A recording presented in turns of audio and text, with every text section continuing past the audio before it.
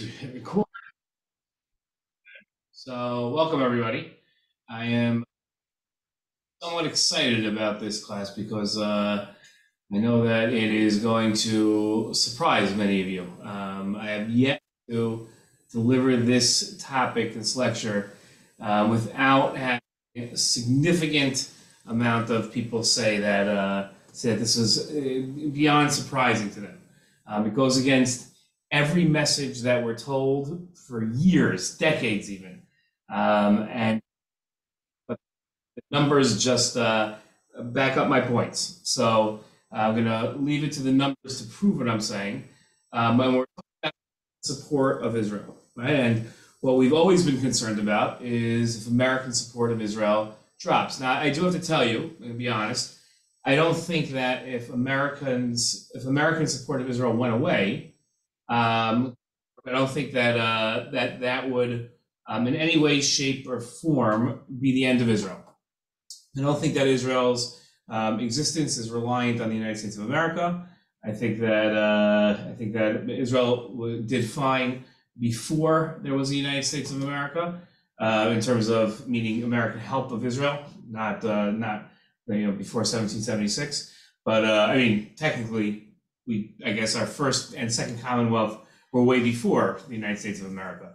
But I don't think that that Israel is as dependent on the United States of America as many people would like to assume. We're grateful for America's support. $4.5 billion is how much they gave last year. There's a $3.8 billion sort of a memorandum of understanding between the two countries. That's the bottom of the amount that Congress has to approve every year, but it's almost for sure that it's going to be approved. And then there's hundreds of millions of dollars, and then it actually gets to billions now of extra supplemental defense, and whether it's in Iron Dome refurbishing, and then you have the diplomatic support that the United States of America provides Israel at the United Nations Security Council, where we could turn into South Africa and be sanctioned and divested from and watch the whole country go, but America's veto power at the United Nations prevents that from happening. So it's not that I'm not here going to say that the United States of America's support for Israel isn't important, but I do want to state that I don't believe that it's that would be the end of Israel if it ended. That being said, we do want to make sure that it continues, that America's support of Israel continues, and what we're bombarded with messaging is that it's at risk, and come and posit that it's not at risk at all. Okay, let's give a couple of seconds here for people to comment and what they think before we get the ball moving. Okay. I can make an argument that it may be good for Israel to start finding a new best friend. And I mean, I'm not going to say who that might be. India, there could be other countries that you could list. So I agree with you, Rabbi. Just to get this, you're only agreeing that we're not dependent on the United States. I'm going a step further, and I'm saying that that the main point you're addressing is this notion that we should be scared of American support of Israel dropping or going away. I'm sure if I asked each and every person here, if I polled everybody, you've all heard messaging about how the American support of Israel is dropping. We have members of Congress that are anti-Israel that we've never had before, especially the youth, right? That the youth in America, Generation X, Generation Z, are completely moving away from support of Israel, and that's what we're told. We're told it in speeches. We're told it in fundraising pitches. We're told and then we have to go ahead and correct the situation. So that's what I'm going to be addressing. I think that I agree with you that Israel doesn't have to worry about American support of Israel. It waxes and wanes depending upon who's sitting in the White House. Bibi's been around since Clinton. He dealt with Clinton, and he said Clinton was a very interesting character. He said Clinton tried to actively get Netanyahu out in Israel, and when he met him, when Bibi beat, I think it was Perez, Clinton said to Bibi Netanyahu, well, I tried to get you out and you beat me fair and square. There was no denying it even. Obviously, we all know about Obama. Perhaps the Bushes, were a little friendlier to Israel in certain ways. Obviously, Trump was a good friend to Israel. So it waxes and wanes. I agree with you that generally Israel doesn't have to worry about it. But I think that things seem like they've been changing over the past few years in the United States. And I think it would behoove Israel to develop close relationships with other large superpowers and countries. Obviously, China and India, I think, are administering the Haifa port, correct? Yeah, but before we go, that's not going to be our topic tonight. The topic is not going to be whether Israel should be friends with America or not. The question is going to be how close is that friendship? And your waxing and waning idea. Let's put some facts. So let's see what we're going to talk about. We're going to talk about the concern, right? That's the first. We're talking about the concern, and then we're going to talk about the nature of the concern. Then we're going to talk about youth, right? The youth, and we're not talking about little children. We're talking about college age students. And then, is there a cause for concern? And then we're going to talk about, we're going to conclude and talk about friends for life. Okay, so let's talk about first the introduction. Okay, so the idea that this threatens, right? We hear about all things. We're hearing about it right now: judicial reform, the approval of settlements, right? We're hearing it like in the last couple of weeks. We've been hearing this nonstop. This threatens to end the support of the American people, that the state of Israel. Right, and we've heard this 75 years worth of times that this is going to be the end. Right, if it's I don't know if you're aware, during the Sinai campaign, President Eisenhower called Prime Minister Ben Gurion and told him if he doesn't remove his troops, the United States military will attack Israel. Right, so you're talking about right at the start, right, the very beginning of the. That's it. That's going to be the end of the American and Israel relationship. Okay. Israeli operations, whether they be incursions into Arab populations, right? The policies that people vilify as oppressive, right? So they all cause Zionists to worry whether Israel is risking a significant drop in American people's traditional support of the Jewish state. Now, keep in mind, right? This is American support of Israel is traditionally hovers around 70%.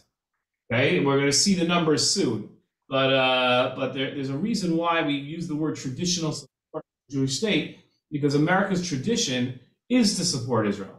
In fact, if you go back to the 16, 17, and 1800s, before we thought we should create a Jewish state, right? When our idea was one day, there were Americans who were thinking that should be today. That's you're talking about Abraham Lincoln, you're talking about Woodrow Wilson, right? These are all people who wrote about the idea of bringing the Jewish state, but bringing the Jewish people back to their land and giving them autonomy there. So the traditional support of the Jewish state is not 75 years old. The traditional support of the Jewish state is hundreds and hundreds of years old. Okay, it is older than the modern political Zionist movement itself. So besides the loss of presidential and congressional support of Israel, Zionists constantly fear the loss of the American people's support of Israel. Right? So we've got 536 decision makers in the United States. You've got 435 members of Congress. You've got 100 members of the Senate. You have a president of the United States. And then maybe sometimes the vice president can make a decision here or there, right? So 537 members of that make decisions. But those people are obviously very dependent on their constituents, right? So those are the average Americans. Current events in Israel are complex, requires analysis and nuance to grasp. That's always true. Right? I'm not going to tell you how long ago I wrote that sentence, but that's always true, right? It always requires nuance. All too often, Americans on artificial or superficial and biased reports to form opinions about Israel. Okay, right. So that's an unfortunate reality, and often leaves Americans with an inaccurate criticism of Israel. Right? We can all agree that this is right. That's the start of our concern here. Okay. So now the nature of the concern, right? What exactly is our concern? So Zion's latest worry about a drop of American support comes from last May.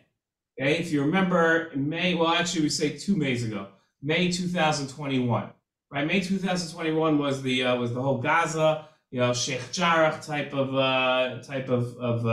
of clash, right? Responding to Hamas rockets fired at Israel from Gaza. Israel bombed Hamas strongholds and rocket positions, right? So what happened immediately? Right? This happened on social media. Immediately we lost the narrative, right? The narrative was gone, right? All of a sudden, right? The anti-Israel narrative spreads on social media. From social media, it goes to traditional news outlets, right? And then on the floor of Congress, you had members of the Democratic and Party both wanted to give Israel $1 billion in order to refill the Iron Dome.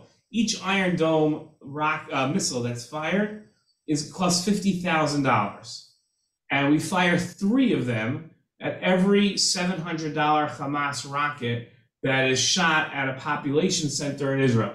So it is a very expensive system, right? Now, again, you can't put a price on lives, but it's still expensive, right? I'm not saying it's too expensive. I'm not saying it's not worth it, but it's expensive. So when Congress went to the floor, what is normally a almost procedural voice vote that doesn't really have any debate, all of a sudden American Zionists watched, and Israeli Zionists watched as well, as a debate ensued on the floor of the House between 9 or 10 members of Congress who are arguing that America should not fund Iron Dome because Israel's legitimacy and morality should be called into question. And therefore, how could the United States provide such a nefarious nation with weapons of the highest amount and $1 billion to purchase them? So we watched this, right? So it went from social media to traditional media to the floor of the House. And Zionists the world over, but especially American Zionists, were worried that if this spreads, right, this false narrative spreads, so then that's the start of something even more ominous. Where does it go now after the floor of the House, right? Where is that going to go, right? And then specifically when it comes to a change in the American popular perceptions of Israel, right? Which again always hovers around 70% pro-Israel. What begins to happen now when this false narrative is spreading so fast? We went from May to September was that House floor debate, and I mean it drastically changed. We watched it all happen. So I'm sorry. Okay, so is this a harbinger of things to come? That's the nature of our concern. The nature of our concern is this could lead to something. This could lead to something much, much worse. Okay, I'm gonna stop here. Give everybody a couple of seconds to process. And if anybody has anything they want to say or any questions, now's a good time.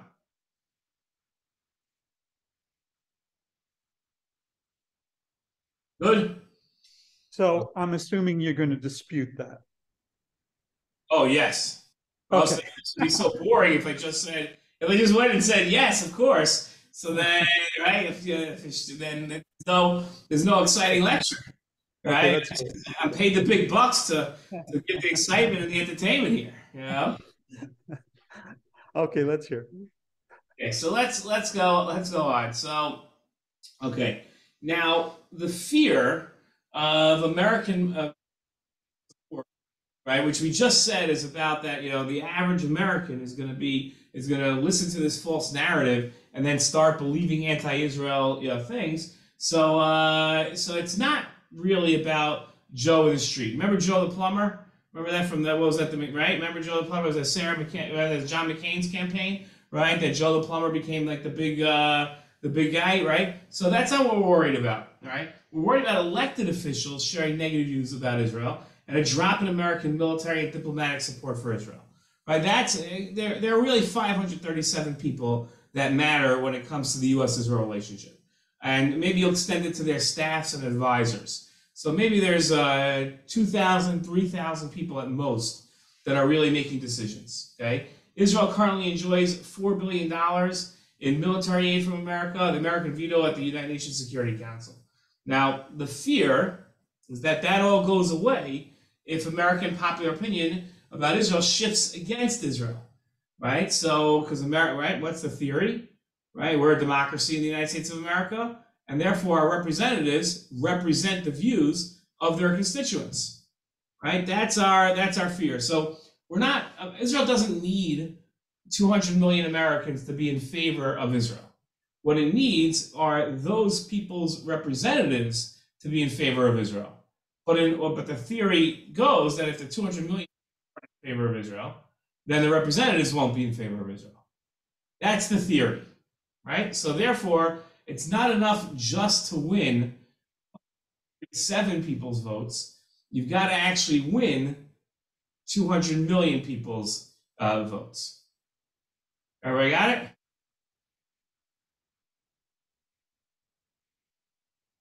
Okay. Going on here. So now, okay. Here's the quote. Young Americans between the ages of 18 and 30 cause particular concern to Zionists. Right? We've all heard this. Right? We've all heard this. Right? Everybody that's 45 and above, pro-Israel. Right? But the younger generation, that's where the concern comes from. Okay? So showing only 30% support for Israel in a recent Gallup poll, many Zionists are claiming they're losing the younger generation to Israel's opponents. Academic boycotts, BDS student resolutions, apartheid week on campuses throughout America only cause more concern, right? And we can't go a week, it seems, during the academic calendar year without us hearing about some sort of college campus out there that's promoting something that's anti-Israel, right? We hear this all the time. Okay. And then what do we do to counter that? We spend millions, and I'm not talking about hundreds of millions of dollars on student advocacy programs designed to give pro-Israel students the tools they need to counter anti-Israel narratives spread by professors, students, and activists at college campuses, right? I'm not going to name the organizations, but we all know them. And by the way, I'm paid to train, not through Nefesh, but through other organizations to train high school students for when they get to the college campus so that they'll know what to say. Because that's a huge fear, especially of American Jewish parents. My kid's going to leave the bubble of their under 18 year old existence. And most of them live in Jewish neighborhoods, and then they go ahead and what's going to happen to them. So they need to know what to say. They need to know. Susan, you're on mute.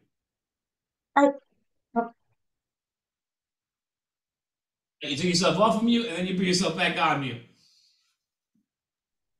Are those U.S. college students? Yes. Yeah, no one's really concerned about college students in Brazil or Costa Rica for some reason. We're only concerned about American college students. It seems like the rest of the world doesn't really matter to anybody. Okay, so now gets up. It's almost like the emperor with and his the emperor without his clothes. Nobody gets up and asks the question if the fear of losing American popular support is really warranted, or is it an industry, nothing more. I don't think any of you, because I haven't, and I do this all the time. So I'm assuming I have more exposure to this issue than you. I don't think I've never.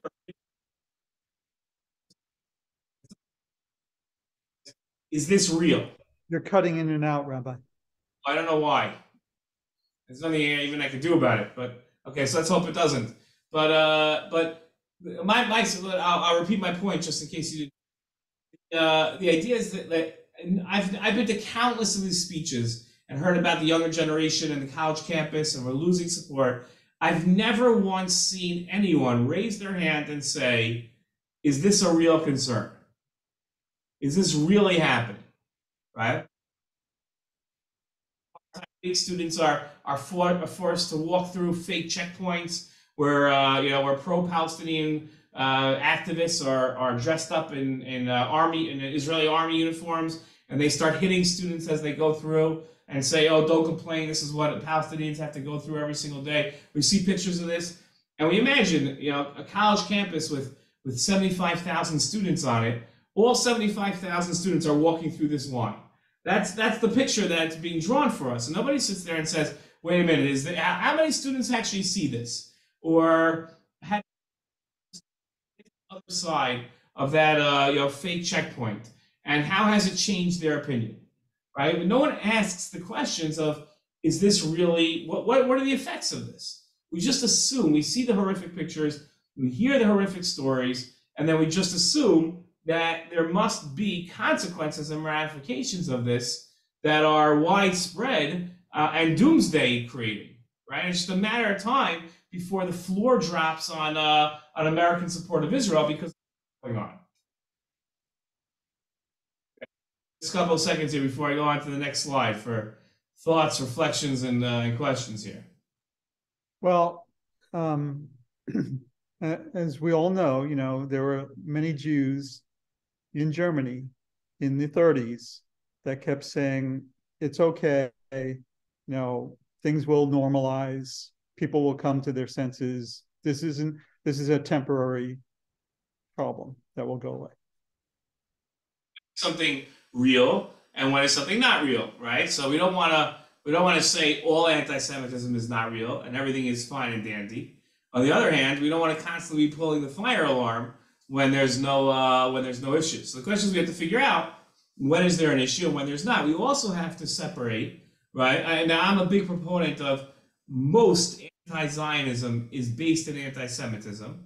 Not all, but most, right? So where you see anti-Zionism, I believe you're also going to find anti-Semitism. It's very rare to find anti-Zionism that's not based in anti-Semitism. But we do have to differentiate between when you see anti-Zionism or criticism of Israel, as harsh as it might be, that's not necessarily leading to the next gas chambers. So that's what we also have to recognize, right? And again, here I want to be very clear. I'm not talking about the future of American Jewry. That's not what I'm talking about. I'm not talking about whether Americans are going to be safe. I'm asking one very simple question. And I don't mean simple. Let me put it this way. One very limited and restricted question in scope, which is America's support of Israel dropping? That's my only question. And so, okay. Nothing to do with anti-Semitism. Okay, so here we go. Here are the numbers. You ready? This is where it starts getting exciting. Not really. This is where it gets boring, but this is where the theories start becoming exciting.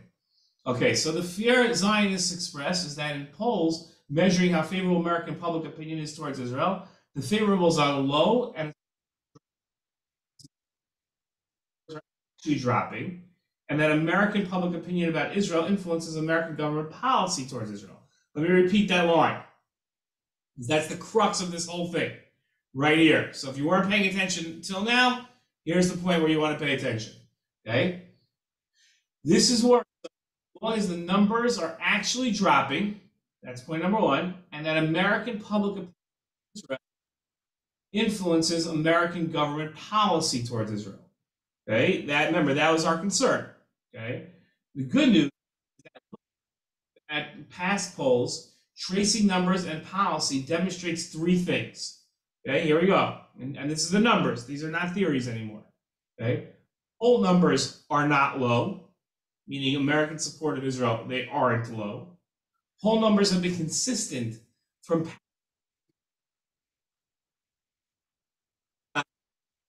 cutting out, pardon me. Poll numbers have been consistent from past polls until today. And in the few instances where poll numbers have fluctuated, they've had little, listen to this, they've had little to no influence on American government policy towards Israel. Okay? So they're consistent, but when they're not, it has little, it doesn't really make a much of a difference. Mark? So there's no attribution. Who did the polls? What was the question? Who are the people they were polling? because it's been said that all of like psychology research is based upon undergraduates, because that's the subjects of all psychology, research papers. So there's no. I have to go back to my notes to show these, but these are things that I found online. But there are very few like amateurs doing polls on U.S. support of Israel, right? No one's because you have very few people doing this, because the only people doing this need these poll numbers in order to support their organizations. So the organizations are paying tremendous amounts of money, and they're using Gallup. Most of the stuff is Gallup. I can't say off the top of my head that it's 100% Gallup, but these in my mind, these were significant polls that counted. Okay, so let's look. Favorable to Israel. Okay, so 18 to 29-year-olds in 1997, 32%. In 2018, 36%. 30 to 49-year-olds, 40% in 1997. A small drop in 2018. Okay, 50 and above, 42%, 54%. Okay, so that rose. Okay, now Israelis and favoring Israelis and Palestinians, right? You could have 3% of Americans favoring Israel, right? And say, oh my gosh, that's horrible. It's only at 3%. But the question is, what's the other way, right? What are they, our opposition, right, is not what's the apathy, right? We're always worried about apathy in the Jewish community, but in the general American population, apathy wouldn't be a bad thing on the U.S.'s relationship. If you walk through the farmlands of Iowa and say, what are the top 10 concerns that you have for the United States of America, Israel's not making that list, right? And there's rare, unless you're going to go to like South Florida, New York, New Jersey, maybe some places in California, you're not going to hear Israel. So if you went around to the United States of America and conducted a poll and said, where does Israel fall on your top 10 list? And it turns out that across the United States of America, 93% of Americans don't put Israel on the top 10 list. That sounds horrific, right? Because, oh my gosh, we have only 7% put Israel, but that doesn't mean anything, right? Israel has never registered that high on Americans' list, and nor should it, right? That would be absurd if Israel was like the number one concern of people in Montana and Arkansas and Oklahoma. They said, why not, right? That doesn't make any sense. Okay, so what is crucial is Israel versus somebody else. And we're not talking about Israel versus Ukraine, right? That's not important. We're talking about Israel versus its opponent, right? How much are Israel's opponents gaining popularity? And if you look at these numbers, in a 20-year differential, Israel goes up and the Palestinians. So if those numbers change, that would be a huge problem. But it could be that Israel's numbers are changing, but the Palestinians, that's who our opposition is, right? We don't have any pro-Iranians in America. Pro-Iranians meaning pro the Ayatollah, right? That's our other enemy, right? But so the Palestinians, right? And so that would be the issue. Poll numbers of Americans favoring Israel are not low, and poll numbers have been consistent from past polls until today. Okay, now is this way? I just want to make sure. I want to show one thing. Hold on, let me go back one slide here. Okay, now I'm looking at some of the faces here. Some people are around my age, some people are younger than me. Okay, now when I was in college, and I can date myself, I don't mind, right? So 25 years ago, okay, so 25 years ago, all we heard, we're talking about the mid-90s, all we heard about was that the younger generation is losing support of Israel. Same thing we hear today, right? The younger generation in America, I don't know what we didn't have letters. We weren't Generation X, Z, nothing, right? We had baby boomers and then just everybody else. So, but the people that were in their 20s in the 1990s, we were told we're losing favorability to Israel. Now, what should happen then is that when these people 20 years later, when they get older, so we should be watching America's popular support of Israel go down. That's what should happen mathematically. And then you have the younger generation, the people that are 20 today, add those, and the only people that should be pro-Israel today are people 55, 60 and above.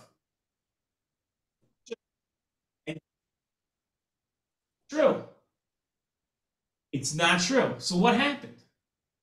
There's only one of two possibilities. Either a mass amount of Americans who were in college in the 1990s disappeared off the face of the earth, or they got older, they became more pro-Israel.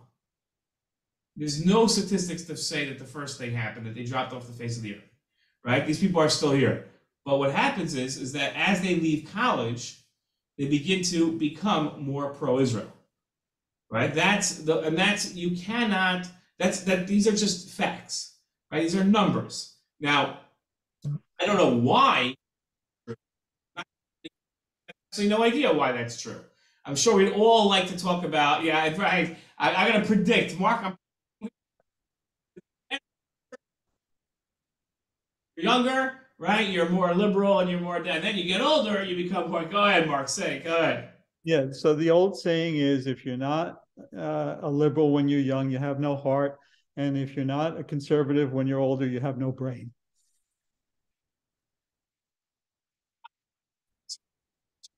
Across the screen would want to strangle you. But the problem with that theory is there are many pro-Israel liberals, many Israel progressives, many of them.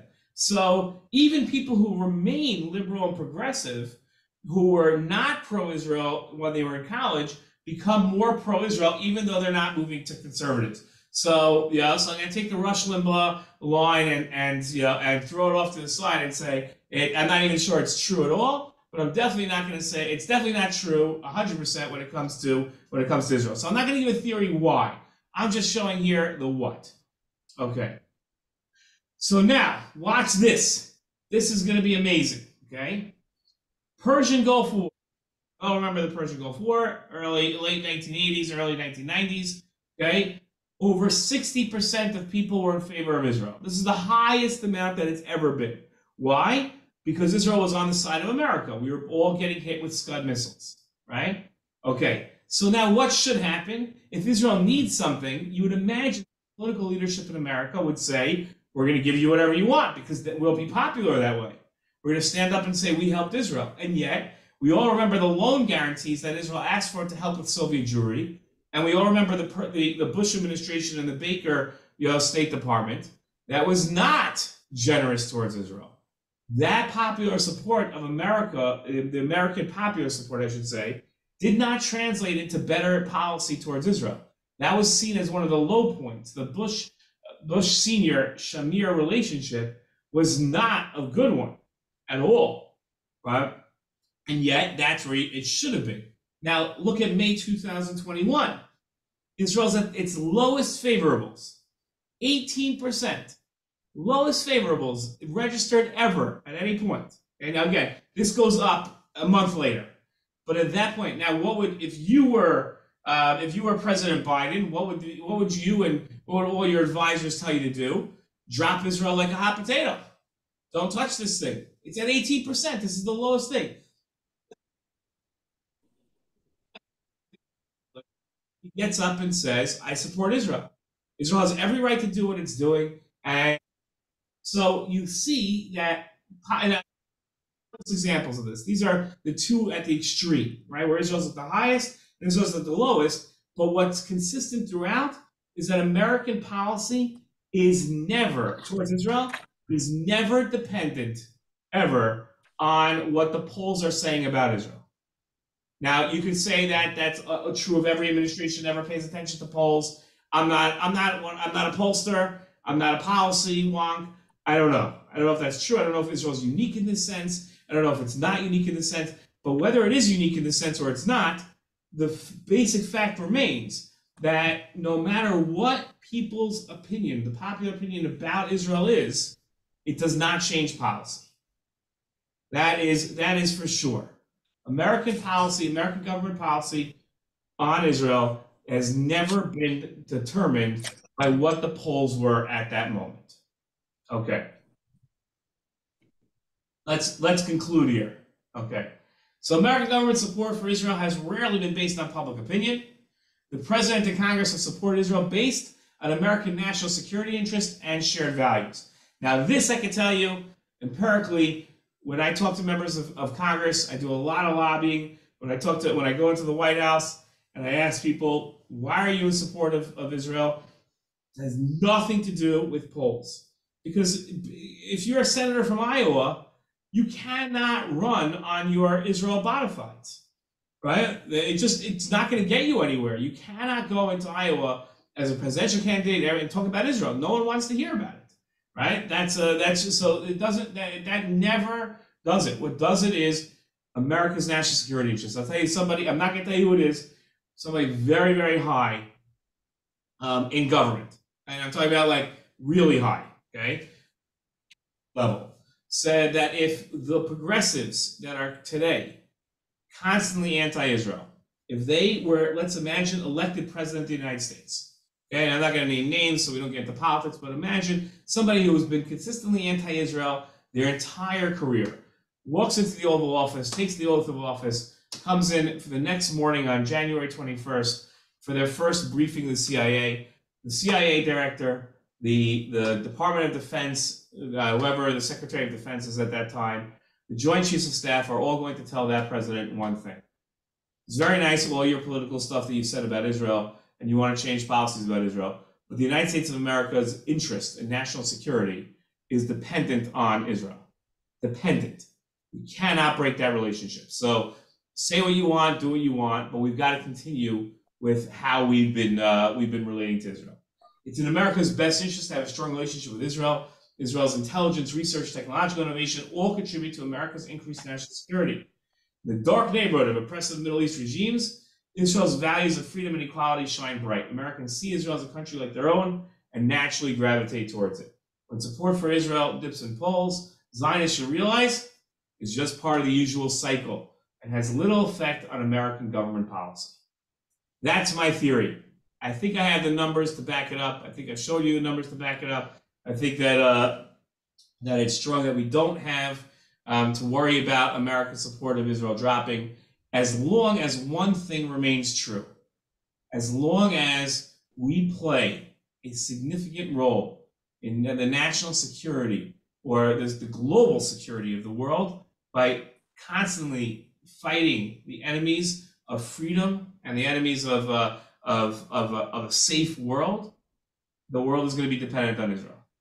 And really, and I say dependent, right? There's only one country that's really fighting Iran today. That's Israel. So many countries are sitting there, Arab countries now, are saying we can take a back seat as long as the Zionists are taking the front seat.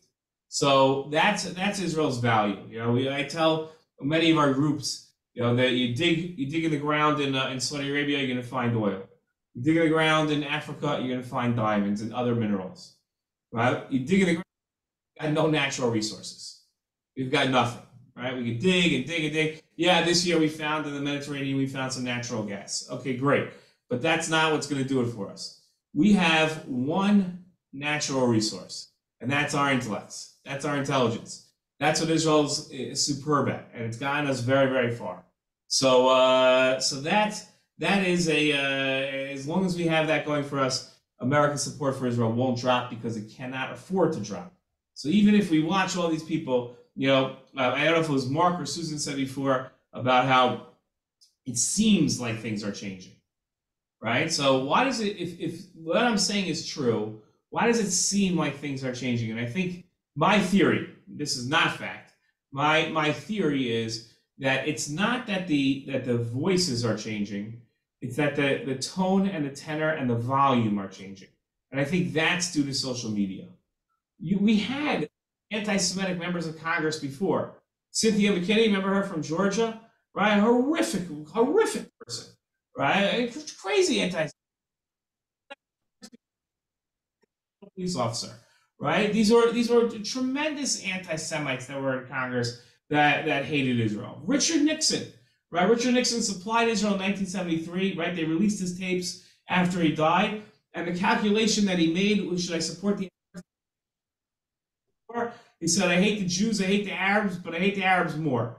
That's straight out of his mouth. A quote from President Nixon, right? So we've had people that have hated, yet, right? It does not have the effect. But today, with Twitter and with Facebook and with things going around, it seems like there's so many more people and so much more being said.